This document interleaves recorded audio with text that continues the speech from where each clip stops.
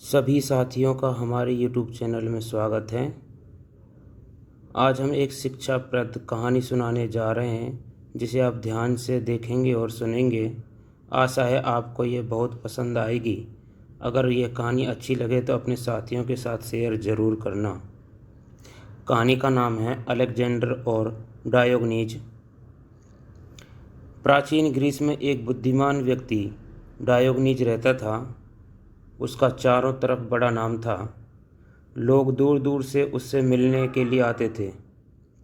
वह लोगों को हमेशा एक ही शिक्षा देता था कि अगर खुश होने के लिए कुछ करोगे तो मन चाहा ना होने पर हमेशा दुखी रहोगे, और अगर खुश होकर कुछ करोगे तो मन चाहा हो या ना हो पर हमेशा खुश रहोगे।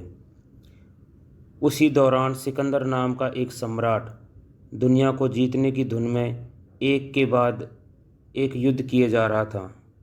वह जहाँ भी जाता युद्ध करता और वहाँ के लोगों को अपना गुलाम बना लेता।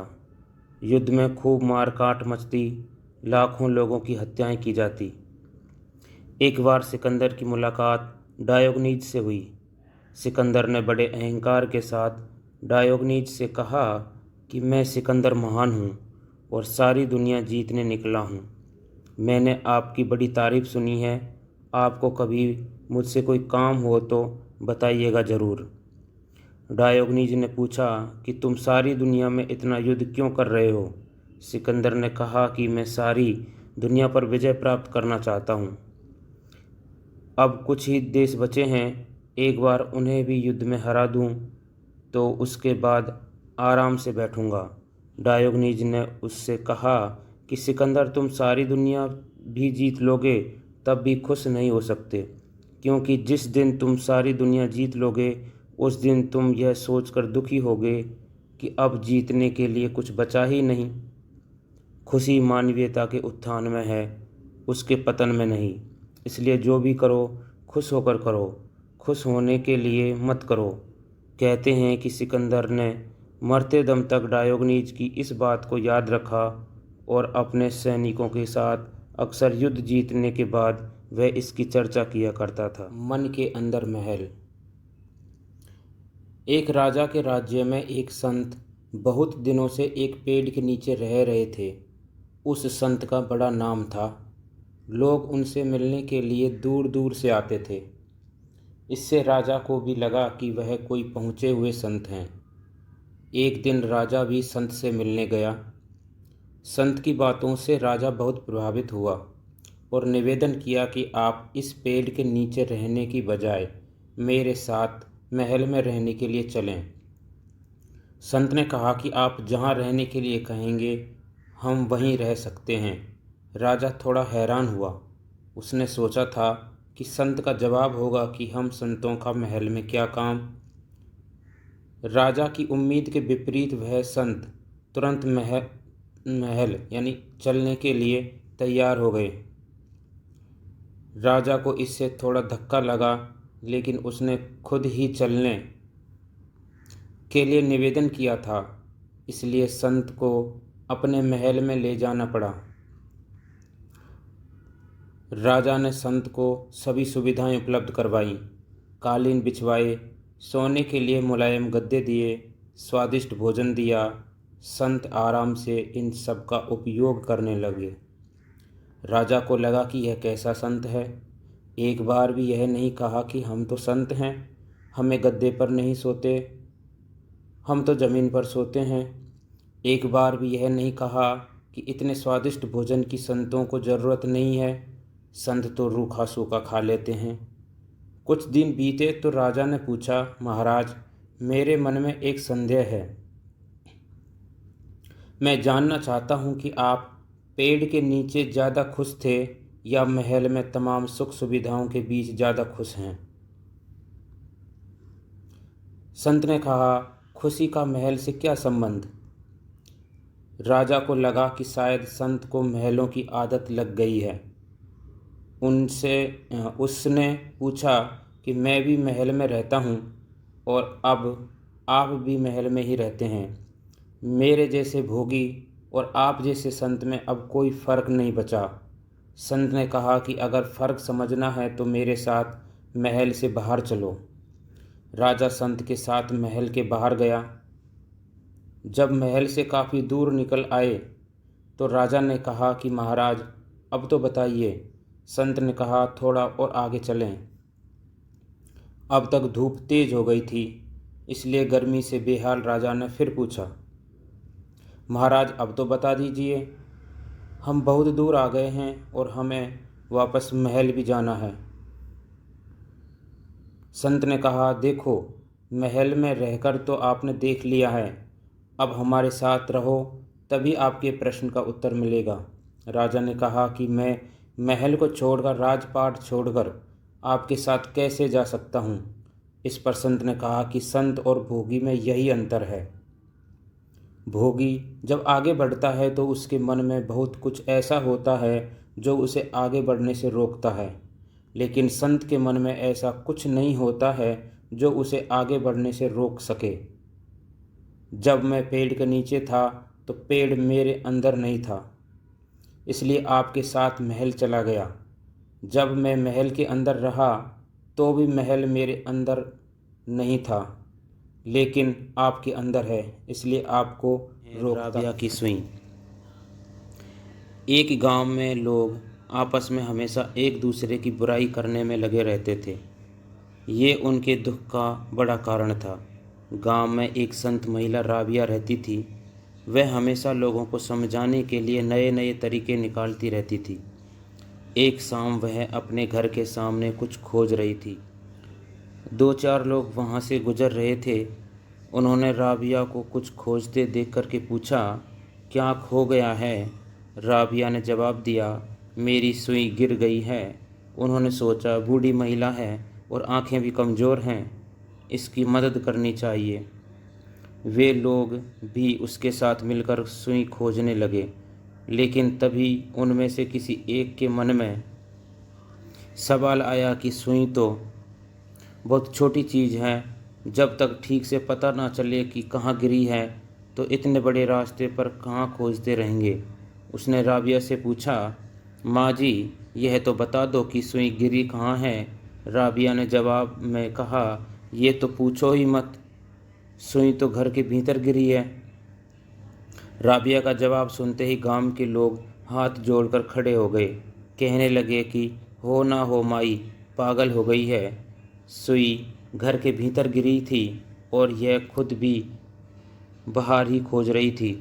यह बात जब उन्होंने राबिया से कही तो राबिया बोली, यह तो मुझे भी पता है, लेकिन भीतर अंधेरा है और बाहर रोशनी है। अंधेरे में खोजूं तो कैसे खोजूं? खोज तो केवल रोशनी में ही हो सकती है। यह जवाब सुनकर तो गांव वाले हंसने लगे। वे राबिया से कहने लगे, लगता है बुढ़ापे में आपकी समझ गड़बड़ा गई है। घर में अगर रोशनी नहीं भी है तो भी खोजना तो घर में ही पड़ेगा।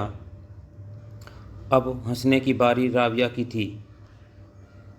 राबिया बोली, बेटा, बात तो आप समझदारी की ही करते हो, लेकिन मैं तो वही तरीका अपना रही थी जो तुम सबको अपनाते देखती हूँ। गांव वालों ने हैरत से कहा, क्या मतलब? राबिया ने कहना जारी रखा कि मैं रोज़ तुम लोगों को हमेशा दूसरों की बुराई करते देखती हूँ। असल में तुम सब दूसरों में खुशी खोजते हो, जब नहीं मिलती तो उनकी बुराई करते हो, जबकि खुशी तो खुद के अंदर होती है। तुम सब दूसरों के व्यवहार में, दूसरों के तोहफ़ों में, दूसरों से मिलने वाले फ़ायदों में, दूसरों से मिलने वाली तारीफ़ और दूसरों के काम में खुशी खोजते हो, जबकि तुम्हारी खुशी तो तुम्हारे मन के अंदर खोई है। खुशी वहीं खोजो जहाँ खोई है। गांव के लोगों को यह बात समझ में आ गई थी कि राबिया उन्हें समझाने के लिए ही सुई खोजने का नाटक कर रही थी। हाथी की रस्सी। एक व्यक्ति किसी रास्ते से गुजर रहा था। तभी उसने देखा कि एक हाथी एक छोटे से लकड़ी के खूंटे से बंधा खड़ा है। व्यक्ति को यह देखकर बड़ी हैरानी हुई कि इतना विशाल हाथी एक पतली रस्सी के सहारे उस लकड़ी के खूंटे से कैसे बंधा हुआ है। उसने हाथी के मालिक से पूछा, अरे, यह हाथी तो इतना विशाल है, फिर इतनी पतली सी रस्सी से कैसे बंधा हुआ है? यदि यह चाहे तो एक झटके में इस रस्सी को तोड़ सकता है। हाथी के मालिक ने जवाब दिया, श्रीमान, जब यह हाथी छोटा था तभी से मैंने इस रस्सी से बांधा था। उस समय इसने खूंटा उखाड़ने और रस्सी तोड़ने की पूरी कोशिश की, लेकिन यह छोटा था इसलिए नाकाम रहा। इसने बहुत बार कोशिश की, लेकिन जब इससे रस्सी नहीं टूटी तो इसे यह लगने लगा कि यह रस्सी बड़ी मजबूत है और वह उसे कभी नहीं तोड़ पाएगा। इस तरह हाथी ने रस्सी तोड़ने की कोशिश ही छोड़ दी। आज वही हाथी बहुत विशाल हो चुका है और उसमें इतनी ताकत है कि वह आसानी से उस रस्सी को तोड़ सकता है, लेकिन इसने यह मान लिया है कि वह रस्सी को नहीं तोड़ पाएगा, इसलिए इसे तोड़ने की कभी कोशिश भी नहीं करता। तभी इतना विशाल होकर भी यह हाथी इतनी पतली सी रस्सी से बंधा है। यह सुनकर वह व्यक्ति सोच में पड़ गया।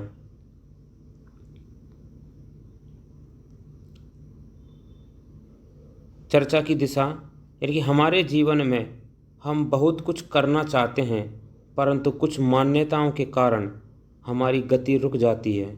कुछ असफलताओं का सामना करने से हम निराश हो जाते हैं और घटना को ही नियम मान लेते हैं। यह सोचकर कोशिश करना ही छोड़ देते हैं कि हमें सफलता नहीं मिलेगी। जो लोग अपने लक्ष्य को पाने के लिए निरंतर प्रयास करते हैं उन्हें सफलता अवश्य मिलती है। भूल जाना बेहतर है। एक बार दो मित्र मोहन और सुरेश कहीं घूमने के लिए निकले। चलते चलते रास्ते में एक नदी आ गई। मोहन से टकराकर सुरेश गिर गया। सुरेश ने मोहन को एक चांटा लगा दिया। मोहन को दुख हुआ। उसने रेत पर लिखा, आज मेरे मित्र सुरेश ने मुझे एक चांटा लगाया। नदी थोड़ी गहरी थी और कीचड़ भी था। नदी पार करते करते मोहन का पैर फिसल गया और वह डूबने लगा। सुरेश तुरंत आगे बढ़ा और उसने मोहन का हाथ पकड़ लिया। धीरे धीरे उसे नदी पार करवा दी। नदी पार होने पर मोहन ने सुरेश का धन्यवाद किया, उसे गले से लगाया और पत्थर पर लिखा, आज मेरे मित्र सुरेश ने मेरी जान बचाई है। यह देखकर सुरेश ने मोहन से पूछा कि तुमने ऐसा क्यों किया? कि पहले जब मैंने तुम्हें थप्पड़ मारा तो तुमने रेत पर लिखा और जब मैंने तुम्हारी जान बचाई तो तुमने पत्थर पर लिखा। मोहन बोला, जो मैंने इस रेत पर लिखा है वह तो हवा के एक झोंके से मिट जाएगा, परंतु जो मैंने पत्थर पर लिखा है वह देर तक लिखा रहेगा। चर्चा की दिशा में, अक्सर हम दूसरों की गलतियों को भूल नहीं पाते, परंतु दूसरों से अपेक्षा करते हैं कि हमसे कोई भूल हुई है उसे याद न रखें। कितना अच्छा हो कि हम अच्छी बातें सदा याद रखकर अनचाही घटनाओं को भूल जाने का प्रयत्न करें।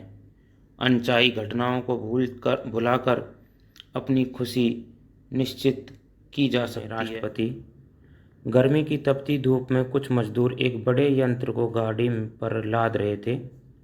यंत्र काफ़ी बड़ा एवं भारी था और मजदूरों के बहुत परिश्रम करने के बावजूद भी यंत्र गाड़ी में लादा नहीं जा रहा था। कुछ अधिकारी खड़े होकर केवल मजदूरों को कोस रहे थे और कुछ निर्देश दे रहे थे कि ऐसे नहीं, ऐसे करो, पर कोई भी अधिकारी उनके साथ मिलकर यंत्र को लदवाने में सहयोग नहीं कर रहे थे। तभी वहाँ एक घुड़सवार और उसके कुछ साथी गुजरे और उन मजदूरों को देखकर रुक गए। घुड़सवार परिस्थिति को भांपकर घोड़े से उतरा और उनकी मदद करने के लिए आगे बढ़ा और फिर घुड़सवार के उतरते ही उसके साथी भी उतरकर उस भारी भरकम यंत्र को मजदूरों के साथ मिलकर लदवाने में सहयोग करने लगे। सबकी मेहनत कामयाब हुई और वो यंत्र गाड़ी में लद गया। जाते जाते घुड़सवार ठेकेदार के पास गया और बोला, यदि आगे भी कभी किसी कार्य करने में आदमियों की कमी लगे तो राष्ट्रपति भवन में आकर उन्हें याद कर लें। बाद में पता लगा कि वह घुड़सवार कोई और नहीं बल्कि उस देश का राष्ट्रपति था।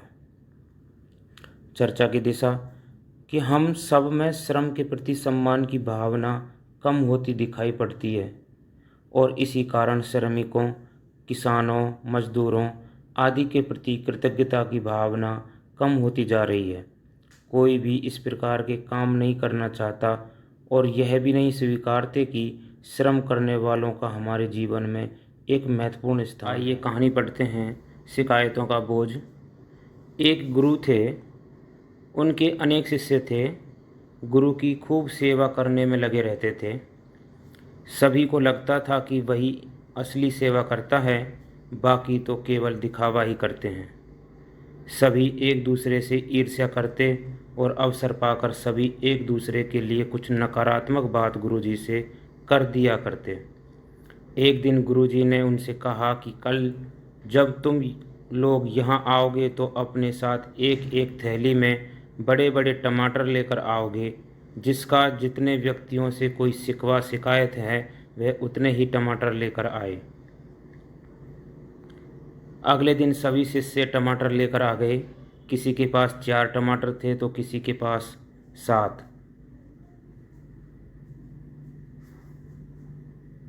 गुरु ने कहा कि अगले 7 दिन तक यह टमाटर सब अपने अपने पास रखेंगे।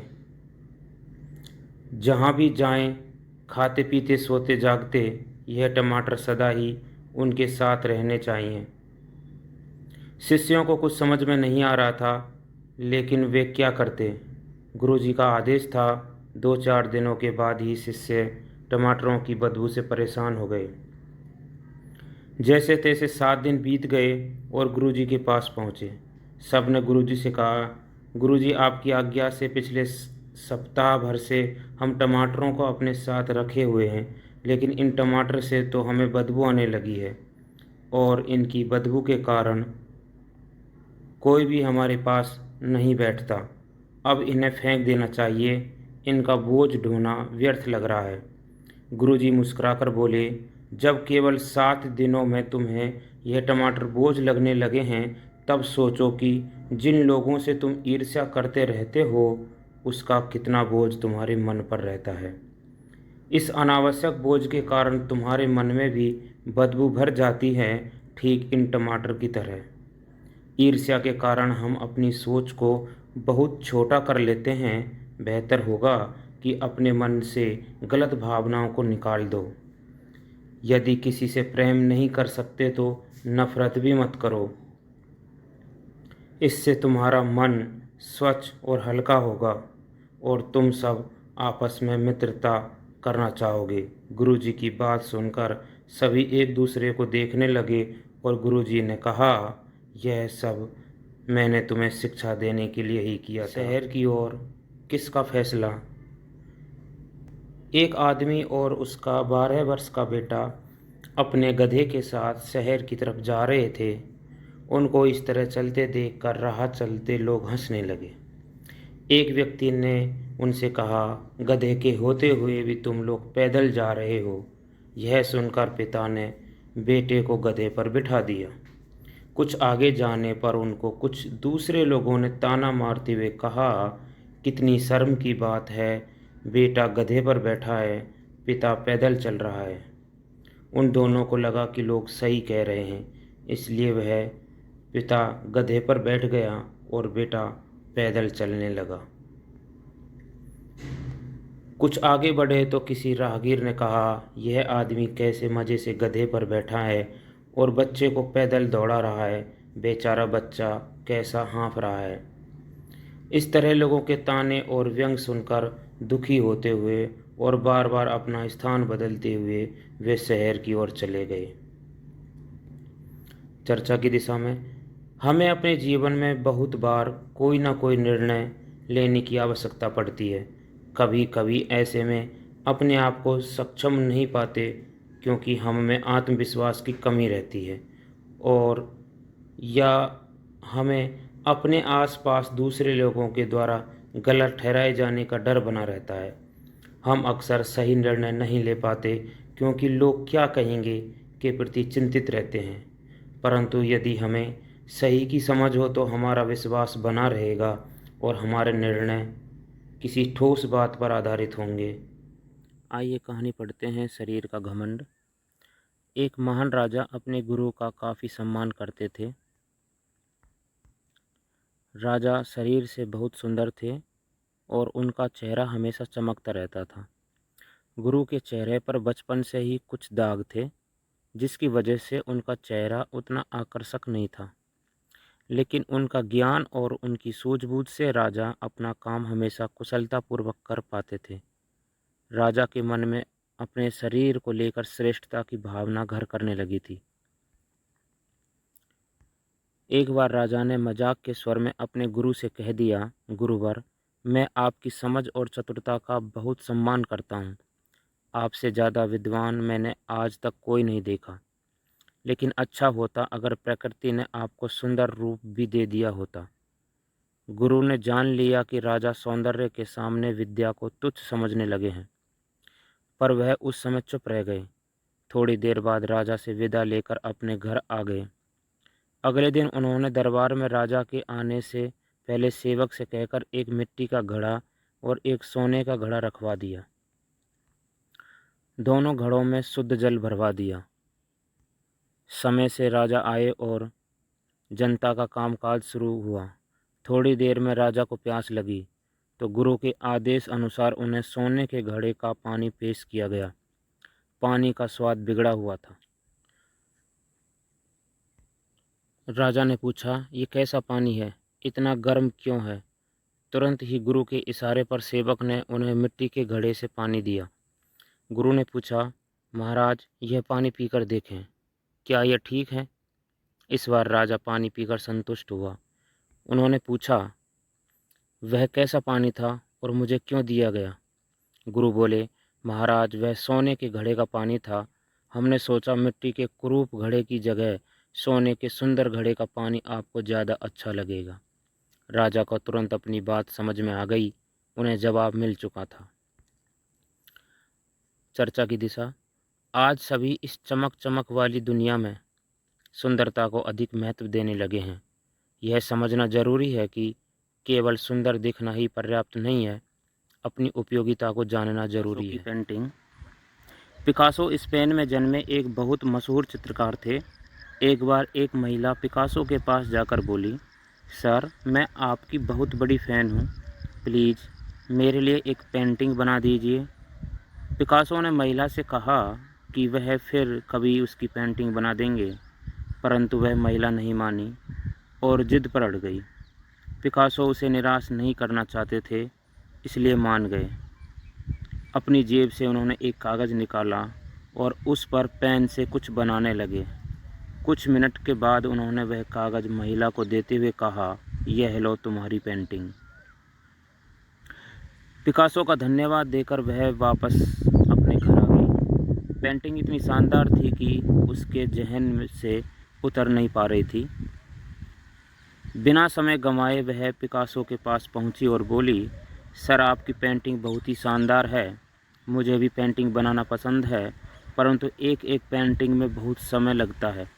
कृपया आप मुझे भी पेंटिंग बनाना सिखा दीजिए ताकि मैं भी कुछ ही मिनटों में ऐसी ही शानदार पेंटिंग बना सकूं।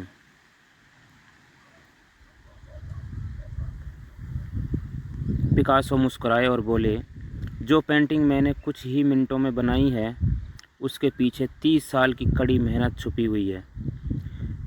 अपने जीवन के 30 साल मैंने अपनी कला को सीखने और निखारने में दिए हैं। तब कहीं जाकर इतने कम समय में मैं वह पेंटिंग बना पाया हूँ। तुम भी सीखने में समय लगाओ, ज़रूर सीख पाओगी।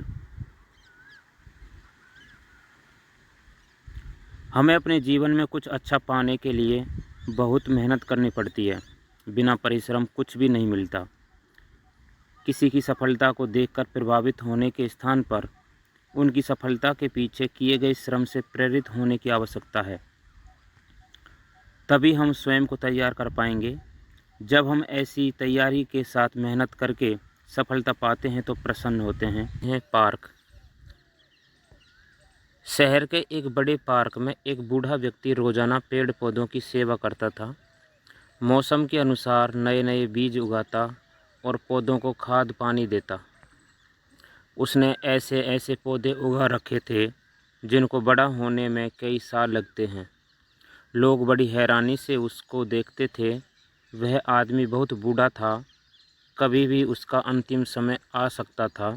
लोग चर्चा करते थे कि वह कभी भी अपने उगाए पेड़ों के फूलों और फलों को नहीं देख पाएगा। वह अपनी मेहनत का फल स्वयं नहीं चख पाएगा। एक दिन शहर का एक व्यापारी अपने आप को रोक नहीं पाया। उसने पार्क में पौधों की सेवा कर रहे उस व्यक्ति से पूछा कि आप किसके लिए इतनी मेहनत कर रहे हैं?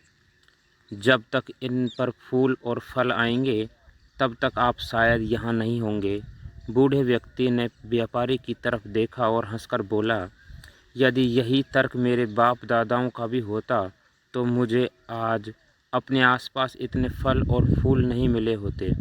मेरे बाप दादाओं ने बीज बोए तो मैं फल खा रहा हूँ, और अब मैं बोऊंगा तो मुझसे अगली पीढ़ी खा पाएगी। चर्चा की दिशा। विद्यार्थियों का ध्यान आज उनके पास उपलब्ध संसाधनों व सुविधाओं की ओर ले जाने की आवश्यकता है। जैसे स्कूल के कमरों के बारे में कहें कि जिन मज़दूरों और इंजीनियरों ने उन्हें बनाया, उनके बच्चे शायद आगे बढ़कर निकल चुके होंगे। जिन लोगों ने कंप्यूटर बनाया, उन्होंने शायद कंप्यूटर का इतना सुख नहीं उठाया होगा जितना पूरी दुनिया में आने वाली पीढ़ियां उठा रही हैं। अतः जब हम हमारे पूर्वजों के योगदान को स्वीकारते हैं तो स्वयं को बहुत ऋणी पाते हैं। हमारे ध्यान जाता है कि सभी लोग किसी न किसी तरीके से हमारी उन्नति से जुड़े हुए हैं। इस एहसास के बाद हम केवल कुछ पाने और संग्रह करने की मानसिकता से निकलकर सभी के लिए कुछ करने की सोचते हैं। इस कहानी और प्रश्नों के माध्यम से विद्यार्थियों को समाज में अपनी भागीदारी के लिए प्रेरित करने का प्रयास किया गया है। धन्यवाद।